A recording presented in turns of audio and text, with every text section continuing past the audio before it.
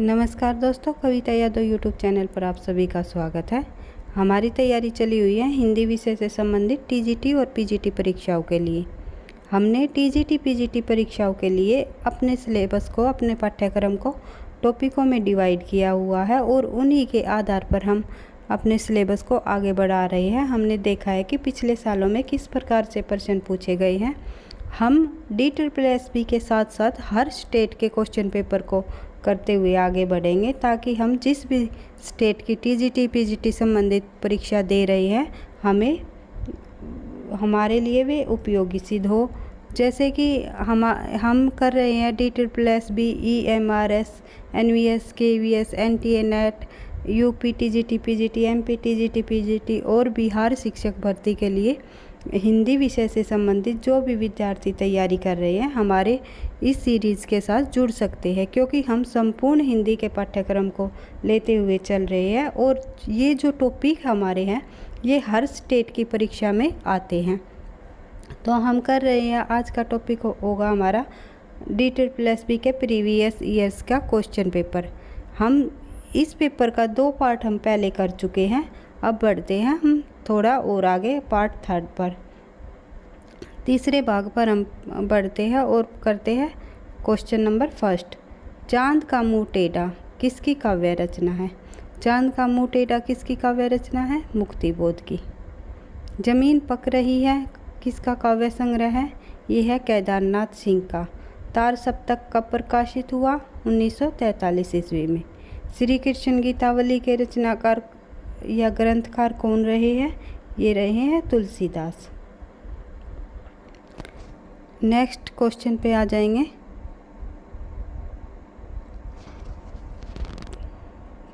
कल विधि सूजी नारी जगमाही, प्राधीन सपने हूँ मुख सुख नाही। पंक्ति किसकी है? तो ये पंक्ति है गोस्वामी तुलसीदास की। प्रथम रश्मि का आना रंगणी तूने कैसे पहचाना। पंक्ति किसके द्वारा रचित है? ये है पंत जी के द्वारा।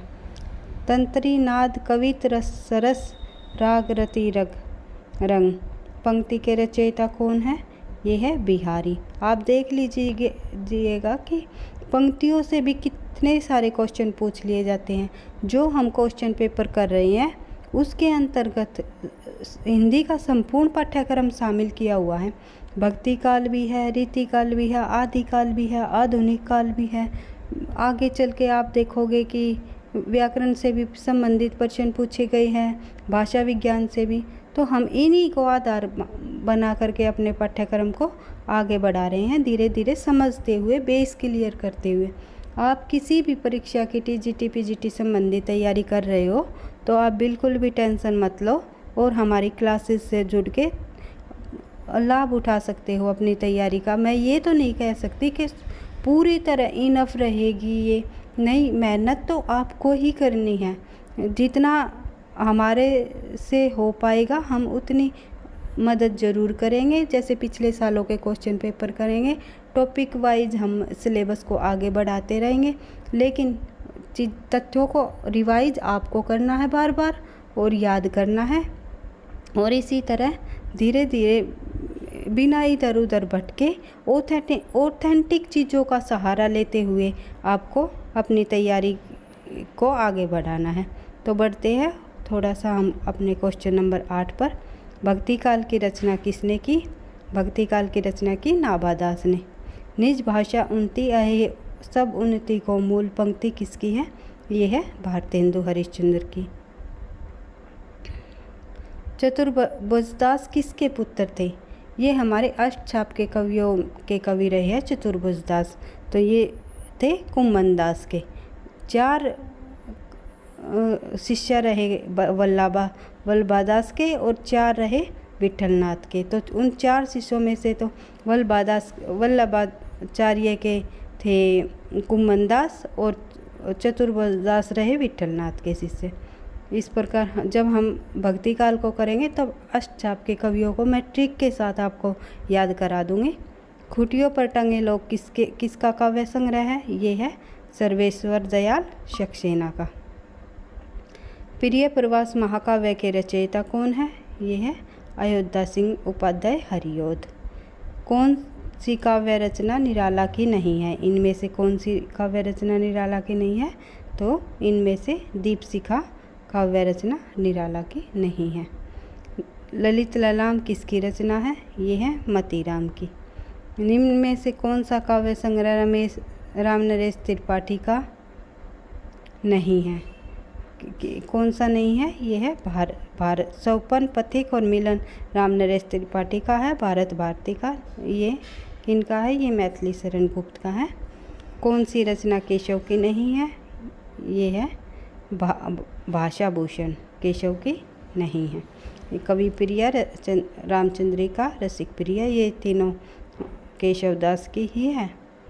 कुरुक्षेत्र काव्य किसका काव्य है? कुरुक्षेत्र किसका काव्य है? तो कुरुक्षेत्र है रामधारी दिनकर का। कौन सा सही सुमेलित नहीं है?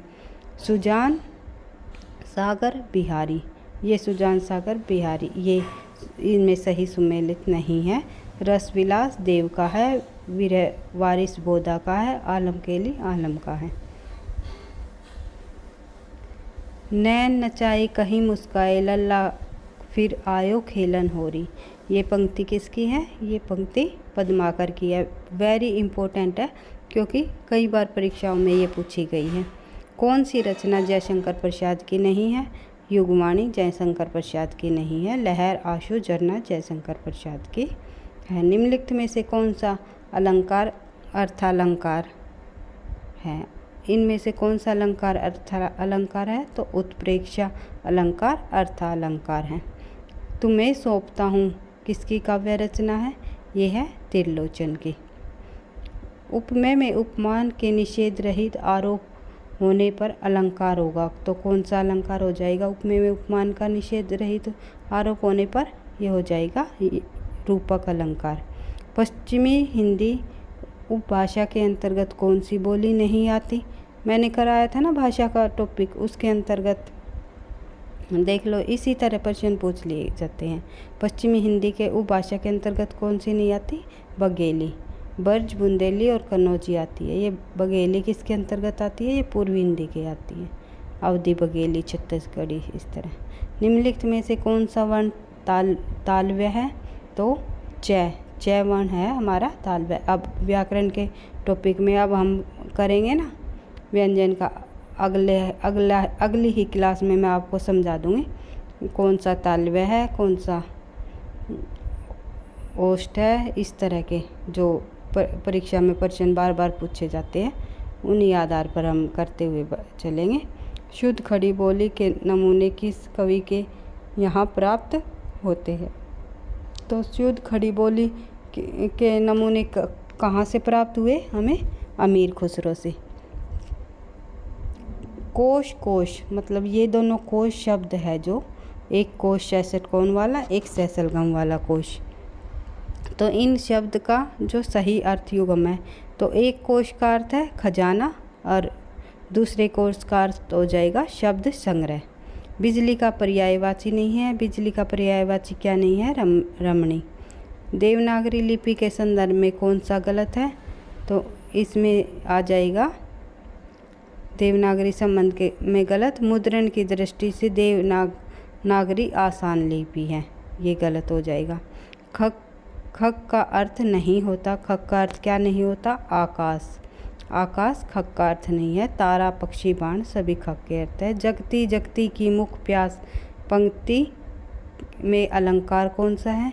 जगती जगती की मुख प्यास में अलंकार है यमक अलंकार, क्योंकि दो बार एक ही शब्द आने पर और उनका अर्थ अलग अलग होने पर यमक अलंकार होता है।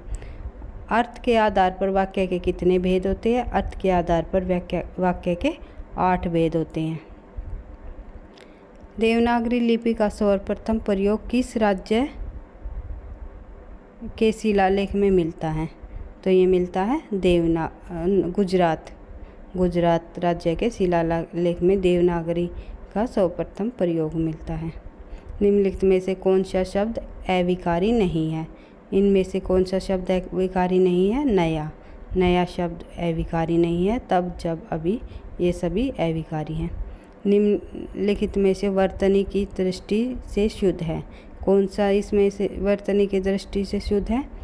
सेकंड नंबर का जो है ये कवयित्री, इस प्रकार से लिखा जाता है। कई बार परीक्षा में आया है ये शब्द भी, कवयित्री हुआ, आशीर्वाद हुआ, इस तरह के शब्द। वर्तनी शुद्धिकरण को हमें कुछ ऐसे शब्द होते हैं जो वही आते हैं परीक्षा में, उनको अच्छे से देख लेना है। साक्षात संकेतित अर्थ का बोध कराने वाली शब्द शक्ति को क्या कहते हैं? तो क्या कहते हैं इस शब्द शक्ति को? अभिधा। अभिधा, लक्षणा, व्यंजना, 3 प्रकार की जो ये शब्द शक्ति होती है। तो साक्षात संकेतिक अर्थ का बोध कराने वाली शब्द शक्ति होती है हमारी अभिधा। गौरव का विलोम क्या है? तो गौरव का विलोम हो जाएगा हमारा लाघव। तुम जाओ, कैसा वाक्य है? तुम जाओ, एक आज्ञा दे रखी है, इसमें आज्ञावाचक वाक्य है। संधि मूलतः कितने प्रकार की होती है? संधि मूलतः 3 प्रकार की होती है। स्वर संधि, व्यंजन संधि और विसर्ग संधि। वह विकारी शब्द जो किसी संज्ञा के बदले जाता है क्या कहलाता है? वह कहलाता है सर्वनाम। बदले आता है, वह विकारी शब्द जो संज्ञा के बदले आता है, जो संज्ञा के स्थान पर आने वाले शब्दों को हम क्या कहते हैं? सर्वनाम। लक्षणा शब्द शक्ति का भेद नहीं है। इनमें से कौन लक्षणा शब्द शक्ति का भेद नहीं है? तो शाब्दीन लक्षणा शब्द शक्ति का भेद नहीं है। गौड़ी, रूढ़ा और प्रयोजनवती लक्षणा शब्द शक्ति के भेद है। संघ की राजभाषा हिंदी होगी, यह प्रावधान संविधान के किस अनुच्छेद में बताया गया है? तो ये है संविधान के 343 अनुच्छेद में कि संघ की राजभाषा हिंदी होगी। ये भाषा विज्ञान के अंतर्गत ये टॉपिक हम कर रहे हैं, तो आगे चल के हम ये पढ़ेंगे सारी संघ की भाषाएं, राजभाषा, राष्ट्रभाषा, ये सब। खेल खिलाड़ी का पैसा मदारी का, यह लोकोक्ति का सही अर्थ क्या है? इस लोकोक्ति का क्या अर्थ है सही? ये अर्थ हो जाएगा इसका, मेहनत किसी की, लाभ दूसरे का। राजभाषा अधिनियम 1976 के अनुसार हिंदी प्रयोग की दृष्टि से राज्यों को कितने वर्गों में बांटा गया है? दिखाई कम दे रहा भाई, थोड़ा बड़ा कर लेते हैं। राजभाषा अधिनियम 1976 के अनुसार हिंदी प्रयोग की दृष्टि से राज्यों को कितने वर्गों में बांटा गया है? तो 3 वर्गों में बांटा गया है राज्यों को, कै वर्ग, खै वर्ग और गै वर्ग। घी के दिए जलाना मुहावरे का क्या अर्थ है? तो घी के दिए जलाना मुहावरे का अर्थ हो जाएगा आनंद मंगल होना।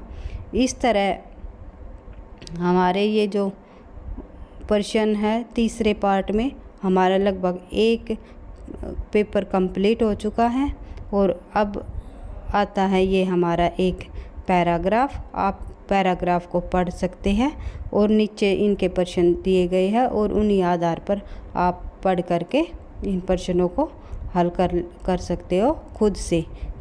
अगर रीडिंग करके पढ़ोगे तो आपको अच्छे से समझ भी आएगा और प्रैक्टिस भी होगी। इसी तरह आप पॉज करके एक बार पैराग्राफ के प्रश्नों को भी देख लीजिएगा। इसमें लगभग 5 प्रश्न है पैराग्राफ के।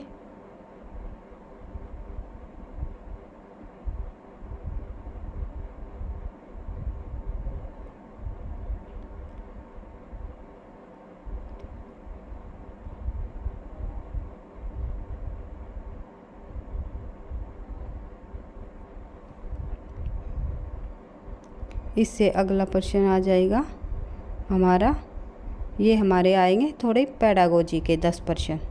हिंदी पेडागोजी भी आती है हमारे DSSB के अंतर्गत, तो देख लेते हैं इनके क्वेश्चन भी। लगभग सभी एग्जाम में पूछी जाती है हिंदी पेडागोजी, हिंदी सब्जेक्ट से संबंधित। जब शिक्षकों को विषय सामग्री, पाठ्यक्रम और डैश का सुरक्षित ज्ञान हो तब कक्षा विभाग प्रभावी हो सकता है। तो शिक्षण सामग्री का, जब शिक्षकों को विषय सामग्री, पाठ्यक्रम और शिक्षण सामग्री का सुरक्षित ज्ञान हो तब कक्षा शिक्षण प्रभावी हो सकता है। इन तीनों से ही कक्षा शिक्षण प्रभावित हो सकता है। किन किन से? विषय सामग्री, पाठ्यक्रम और शैक्षणिक सामग्री से। नेक्स्ट देख लेते हैं, जब पुरुष और महिलाएं समान अधिकारों का उपयोग करती है तो इसे डैश कहा जाता है। तो क्या कहा जाता है? इसे लैंगिक समानता कहा जाता है। एक सेकेंड भाई। नेक्स्ट क्वेश्चन देख लेते हैं, सरसरी निगाह से देखना, स्किमिंग और क्रम वीक्षण स्कैनिंग डैश के प्रकार है। किसके प्रकार है? ये पाठन तकनीक के प्रकार हैं। नेक्स्ट क्वेश्चन देख लेते हैं थोड़ा, चाकू या कागज जैसे सामान्य वस्तुओं के लिए जितना संभव हो उतना उपयोग सूचीबद्ध करना डैश के लिए एक परीक्षण है। तो क्या हो जाएगा इसमें? रचनात्मक का एक परीक्षण है ये, चाकू या कागज जैसी सामान्य वस्तुओं का जितना संभव हो उतना उपयोग। नेक्स्ट क्वेश्चन देख लेते हैं, शिक्षा प्रणाली और शिक्षक समानता के प्रबंधन के लिए उत्तरदायी बोर्ड है। क्या बोर्ड, कौन सा बोर्ड उत्तरदायी है शिक्षण प्रणाली और शिक्षक मान्यता के प्रबंध के लिए? ये हो जाएगा NUEPA और NCERT, ये दोनों बोर्ड हमारे इनके लिए उत्तरदायी हो जाएंगे। नेक्स्ट क्वेश्चन, खोजी गतिविधियों में छात्रों को सम्मिलित करना, उनमें निम्नलिखित में से कौन सा गुण विकसित करने की एक उपयुक्त कार्यनीति है? तो आंसर हो जाएगा आत्मविश्वास। आत्मविश्वास उनके अंतर्गत एक उपयुक्त कार्यनीति हो जाएगा। नेक्स्ट हो जाएगा, निम्नलिखित विकल्पों में से कौन सा उदाहरण एक अनुशासन और एक विषय का है? तो आंसर हो जाएगा मनोविज्ञान और अंग्रेजी। ज्ञान के मूल स्रोत है। ज्ञान के क्या मूल स्रोत है? ज्ञान के मूल स्रोत है अनुभूति और अनुभवजन्य ज्ञान। मूल स्रोत यानी कि यहीं से हमारे ज्ञान की उपज होती है, अनुभूति और अनुभवजन्य से। मूर्तिकला का एक उदाहरण क्या है? मूर्तिकला का एक उदाहरण दृश्य कला। अंतिम क्वेश्चन आ जाएगा हमारा इस प्रश्न पत्र का अंतिम क्वेश्चन होगा, सूक्ष्म शिक्षण की सीमाओं में एक यह है कि सूक्ष्म शिक्षण की सीमाओं में एक यह है कि कौशल पर बल दिया जाता है, न कि सामग्री पर।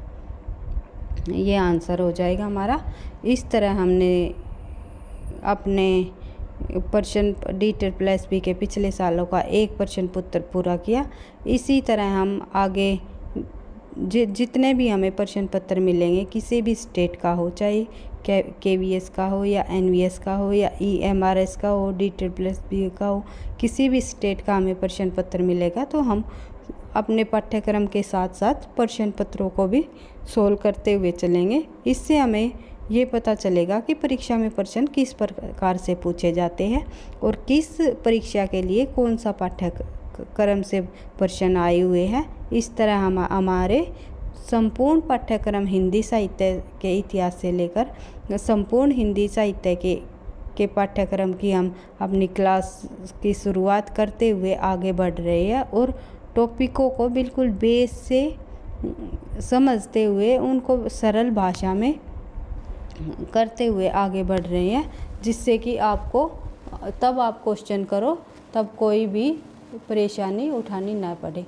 आप चैनल पर पहली बार हो तो हमारे चैनल को सब्सक्राइब कर लेना ताकि नोटिफिकेशन आपको टाइम पर मिलता रहे, और दोस्तों के साथ अधिक से अधिक शेयर करना और वीडियो पसंद आए तो लाइक करना, जिससे मुझे भी मोटिवेशन मिलेगा। आप भी मोटिवेशन के साथ पढ़ते रहना, आगे बढ़ते रहना। थैंक यू, धन्यवाद।